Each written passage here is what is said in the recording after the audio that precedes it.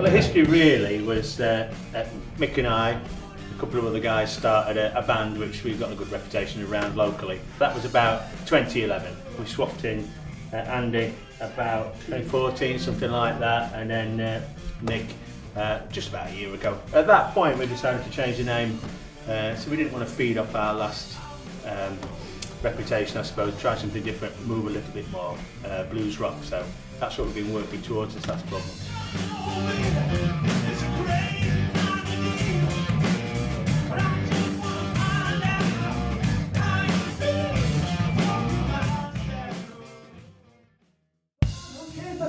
Def Leppard. Somebody at work says, did you used to play for Def Leppard? The original thunder god of Def fucking Leppard. Please give it up for Mr. Tony Cannon! That's it. Yeah. Do you want to get live?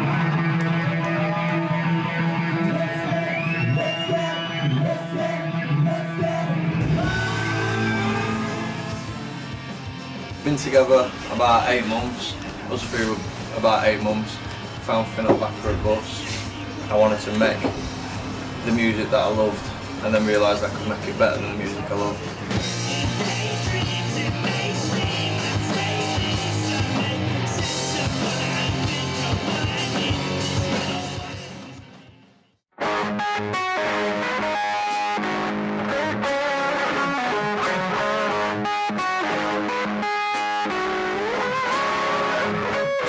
You don't lose the dream, you just get a bit more realistic. Yeah. I think it's fair to say when you first start out, and most people are sort of in your teenage years, that is really what you're thinking about, and you just really want to do it and smash it better. We're not the type to be into success for... No, we're a bit long in the tooth for that kind of diva stuff. It's just... It's never, well, not for me, about the adoration or whatever. It's about people appreciating that you've written a song and they like it, and that is just so cool, isn't it, when somebody sings back the song that you've written. to do it. I think as you get a little bit older, because we're just entering middle age now, aren't we? Us three, yeah.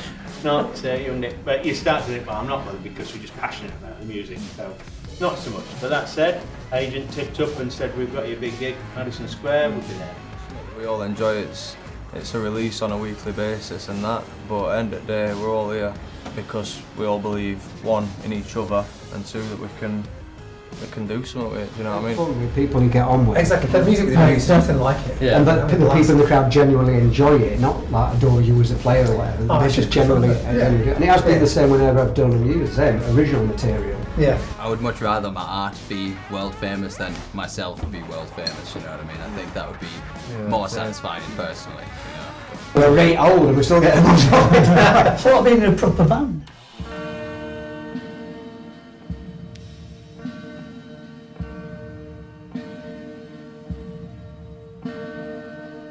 God, it's changed dramatically, hasn't it? Yeah. I think solo artists have had it good, haven't they, for the last 10 years? Surely it's got to change. We all came out on the pubs, you know, we all started playing in pubs when we were 18, 19, whatever. The working men's club scene in South Yorkshire was absolutely huge. There was a lot of venues paying good money and a lot of work for bands. Most of them places have either gone or are dying out quickly. The number of pubs that have just disappeared. So as a breeding ground for bands, it's not what it was, you know, so. You guys had to graft through the gig, word of mouth and stuff. And now his lad's in the band and it's all about doing it on the internet. To be quite honest with you, if you know what you're doing, it's never been easier because everybody right now has got the 5 minutes of fame through Facebook, Instagram, things like that. It's never been easier to put yourself out there. The problem is, it's never been easier to put yourself out there. I think it's as harder in different ways probably, isn't it, now to communicate, I think. It's hard to stand It's out. easy to get out there, but it's harder to stand out. There's a lot of work like for sort of grassroots for solo artists, more so I think than bands, because venues are smaller. But I think on a larger scale, I think bands are still going to be. There's always going to be a market. There's always going to be a bands. market. There's, you know, your festivals, all your big venues, all that kind of stuff. Can you see yourself ever giving up playing music? Absolutely not. No, I don't think so. Just until we're not capable or until we're no good. Really. Can you ever see yourselves giving up playing music? Nah, no chance. Oh, too much happiness, too much. My entire happiness depends on it.